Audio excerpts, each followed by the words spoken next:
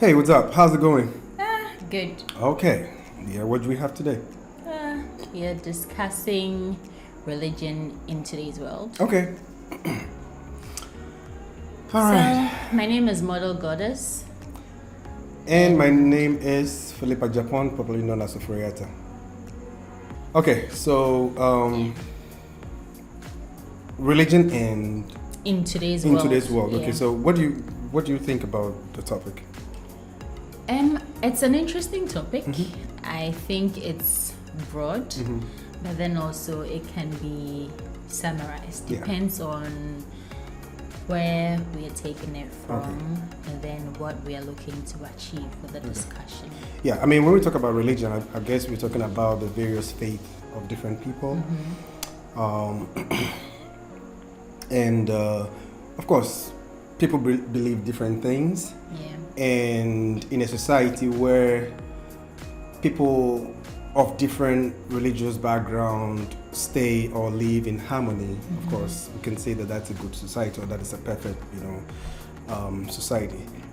But I think the topic demands that, or the topic suggests that there are some. We're saying that religion and Today's contemporary world. society, Yeah. right? So there are some. I see that there are some, challenges with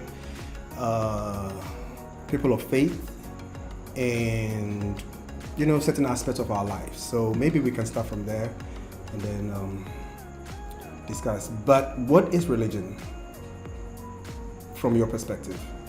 From my perspective, I view religion as a way of worship, sort of, or something that a person believes in, that they give reverence to. Yes, that's how I view religion. Okay. I mean, that's right. And how can this inhibit progress? Is probably one of the things that will be interested in this discussion. Because yes, of course, I am not against anybody's religion. I believe that we live in a free world, and if there should be dialogue. For example, if in a democratic society, I should be able to talk about my religion, discuss it with you, and if you think that you are convinced by what I say, you may want to join me.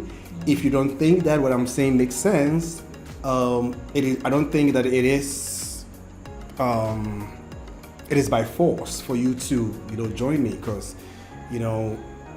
of course I'm a Christian, and so love is the utmost thing that I profess. And so if I love you, I'm not going to force you to join me. I'm going to share whatever I think is right with you, and then leave the rest with you, and of course the intent of what, or the content of what I believe and all that. And so that is how I think it should go. People should have the free will to discuss what they believe, and then we can have some kind of dialogue and look at various aspects, because religion actually is central part of people's life. Sometimes people's everything is whatever they believe, and it goes along to affect the way they think. It affects their education, it affects even their profession, it affects a whole lot of other areas of their life, and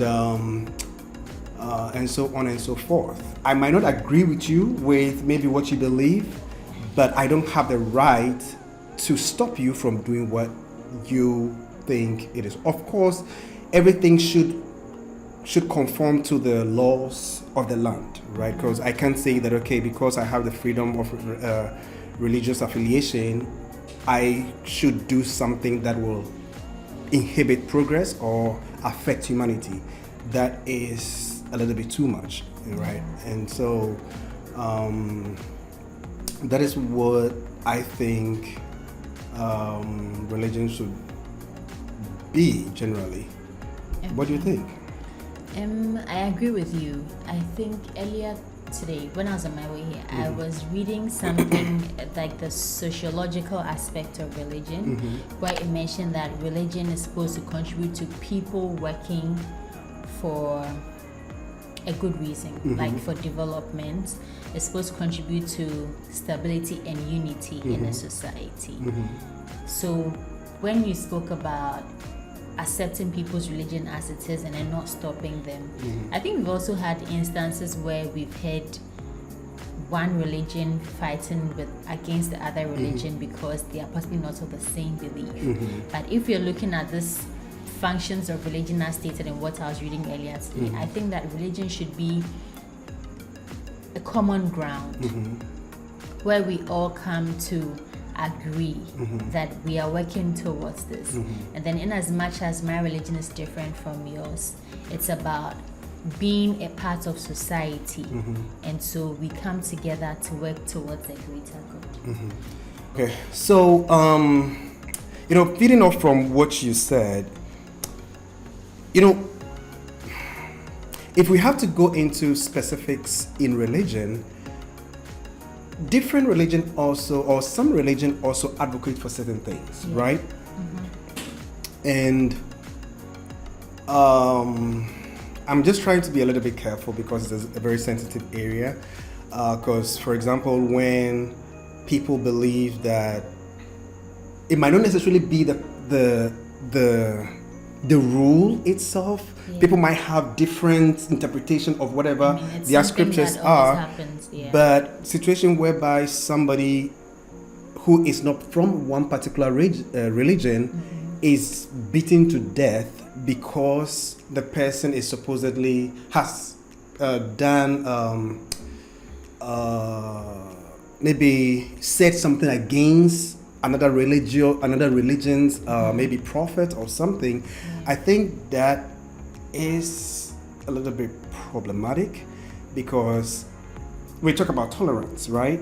I should be able to tolerate your beliefs and have a dialogue, because when you go to the fundamentals of it, we are not believing the same thing. We'll have different views of things. Some people look at the worldview from A, some people look at the worldview from B. The fact that I don't see the worldview from your perspective doesn't mean that I'm your enemy. And so people who go to the extent of, causing harm to humanity when others do not agree with them, I think it's retrogressive. It's appalling, and it should be condemned with all, without hesitation at all, right? So, but it's a very sensitive topic in a way. I've watched different podcasts and YouTube videos of people who discuss some of these issues, and of course, in today's world, you have to be sensitive, right? Especially if you want to talk about religion. I preach that if we all, bring some level of love to the way we look at people and their view, and we have the atmosphere to talk about issues, it's actually going to help us grow. Because everything is dialogue to me, right? Let's talk about it. Okay, your religion says this. You're not supposed to do that. Why are you not supposed to say that? Let's talk, right? Tell me. And of course, if I don't see any consistency in what you're saying, I'm going to bring it up. I should have the right to bring it up. All right, you should have the right to talk about it. Unfortunately, on the other side, I also see people who are very passionate and they don't want that space of dialogue. All they want is you cross the line and you have to face the wrath. And if we have to go by that, and I also say that, okay, you also cross the line, you also, face the wrath, then it's just going to be, a chaos world, right? So when I was growing up, there were certain things, I would say dogmas, that, we just had to flow along with. what happened to, for example, in the Christian faith. I remember when I was in junior high school, a friend of mine came and said that Adam and Eve did not necessarily eat any apple in the garden, but they actually had sex, and that is why God actually moved them from the garden. Mm-hmm. And the Bible actually, the writers of the Bible, as at the time, that's what he said, the writer of the Bible actually puts a fruit. Mm-hmm. And he went ahead to say that, when we talk about the fruit, the Bible says it was in the middle of the garden, and you say, okay, as a human being, which part is the middle of, you and all that. So, and it made sense to him, right? But I kept arguing that, of course, if that is what it meant, it would have been there. And it was more like emotional argument or debate rather than reason. All right. And of course, there were a lot of people who were convinced that that is what it is. So the argument that we were making were out of emotion. It is like, okay, you were born into this religion and you don't want anybody to say anything against it. So even if you have, and because you've also not done a lot of research into that area, you don't have anything to counteract what the person is saying. So what you're saying, you're trying to sort of disprove the person, but you don't have any valid points. So all you're doing is, of course, saying that the person is the devil, the person is this, kind of calling the person names and all that, just to make the person feel bad and just to tell that, yes, the person is going to go to hell. But growing up, I think that, and I think that a lot of people currently are realizing that, okay, there are these questions that are there that people need answers to. And that is just an example. People will also say that, okay, you say that, the Bible says Cain and Abel, Cain killed Abel, and then Abel went to marry, and then came. When you had actually mentioned the names of the people at the time, so who did Cain get married to? Did he get married to? Those set of human good. beings. Something that myself personally, I always question that. Yeah. Who created those people? Mm-hmm. Who created the person that Cain got married to? So these questions, it's like people are seeking for information now. Mm-hmm. They want to know what happened. But unfortunate thing is that some of the leaders in the church who are supposed to actually, address some of these issues, I don't know whether they don't know or they just want to hide it, or I don't know, or maybe they've not even done the research to know. And so it comes back to that same emotional attack. It's like, okay, there are certain questions you don't ask because, of course, they may not know themselves, or maybe they've not even read the topic, the passage to even understand what is there, right? So they don't have answers for the youth, and the youth are seeking for answers, elsewhere. Because if you don't get the answers, that is your first question mark. You go to the next passage, that is your second question mark. You keep going, and then you say, okay, so God created human beings, and in one verse of the Bible, He killed everybody. Why would He be so heartless?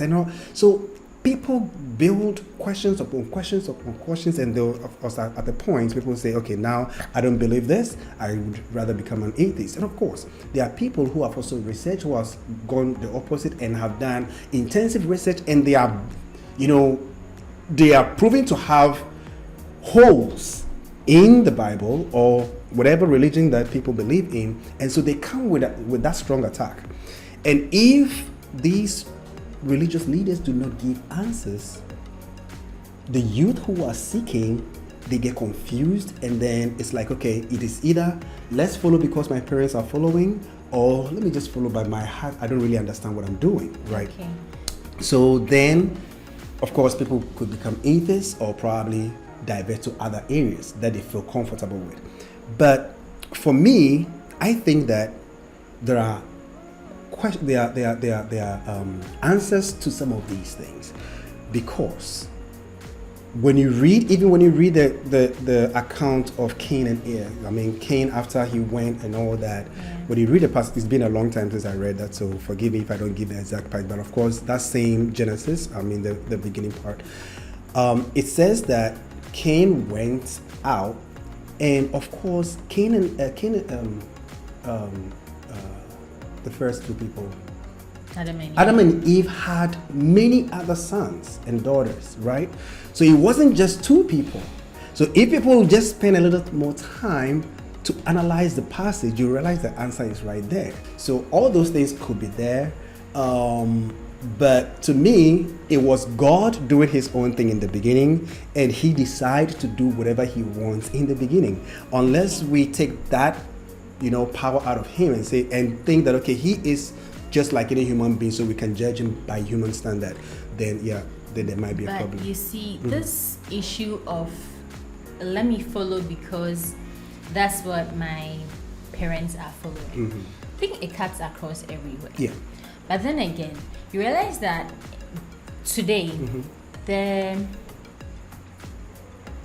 a set of the youth that believes more in my pastor more than the religion or God.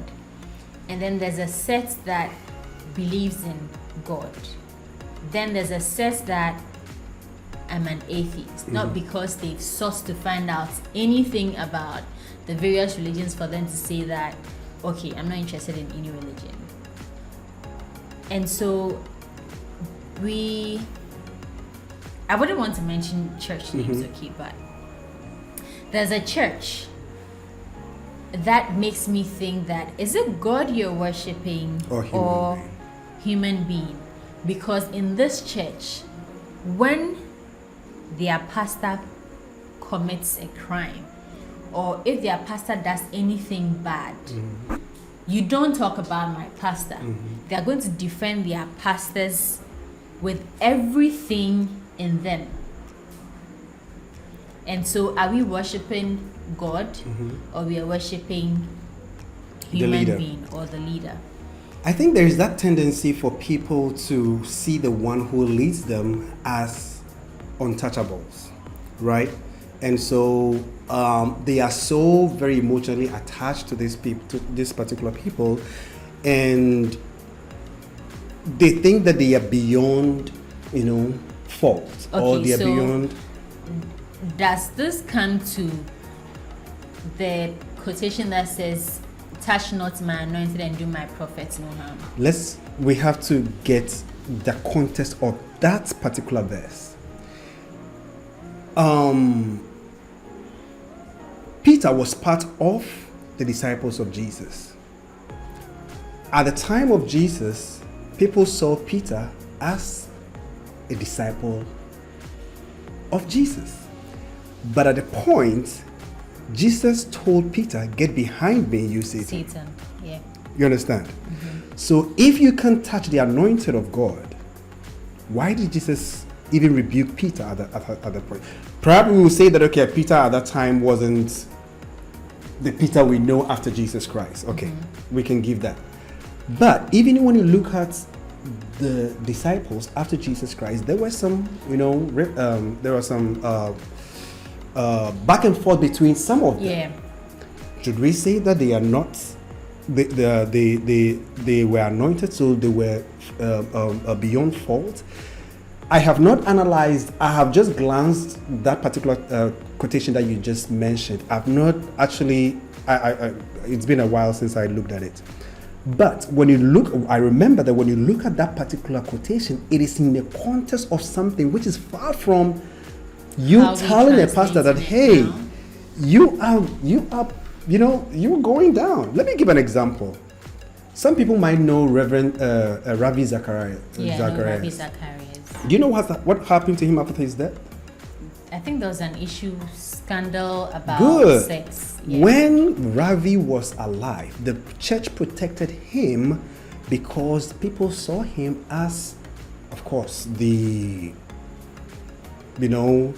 the preacher, the one who was able to convince Ravi was a mentor people, to a mentor lot to a of lot of people. people. But Ravi Zacharias had his past. I mean, not his past, had things that he was doing behind. I mean, he had flaws. Yes, which was so bad that after his death, a lot of things came up. I don't even know whether is it RZMI or something. I don't know whether it is still RZIM. I don't know whether it is even functioning because of what he did. He was molesting women throughout his ministry when he was traveling from places to, and it wasn't like, okay, I did this and that was past and probably 10 years later it is coming up. Okay. Right through his ministry. Okay. You understand? Now, if I look at Ravi Zacharias as Ravi as maybe God, as you said before, and maybe thought that, okay, because of the way he preached, because of the way he taught, he was untouchable, he was above sin and all that, I would have been disappointed.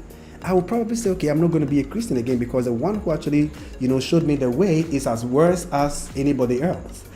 But here's the case. This guy had a lot of flaws. Now, I would say that people should actually focus on God, whether you want to be a Christian or Muslim, whatever religion, who is the anchor of your faith? Mm-hmm. If it becomes human being, of course, Muhammad had a lot of flaws, So if you want to consider Muhammad's flaws and say that, okay, you're not going to be a Muslim, he is human. Yeah. Right? Mm-hmm. Ravi is a human being. Yeah. All right. Of course, we Christians, we don't believe that Jesus Christ he is a human, 100% human, 100% God. Right? So that is the dynamics over there. But if we look at mere mortals as God, then we can't be disappointed. So there are people like that. There are people, I believe that there are people who, yes, God can use to, give sermons, preach, do whole lot of miracles and all that, but the people themselves might not necessarily be saved. They could profess, they could turn thousands to people to Christ, but are the people saved themselves within their closets? Right? That is the question. I'm just saying that to what you said, that God calls the unclean and then make them unclean. Yeah, sometimes God calls the unclean and they are not clean even up to their death. Okay. Right? So that story is also there, right? So it is not the fact that as soon as God calls somebody who is not unclean, we have the perception that, the pastor normally say, I was a drug addict, I was this, I was a womanizer, blah blah. By now I'm not this. That doesn't necessarily mean that it has ended.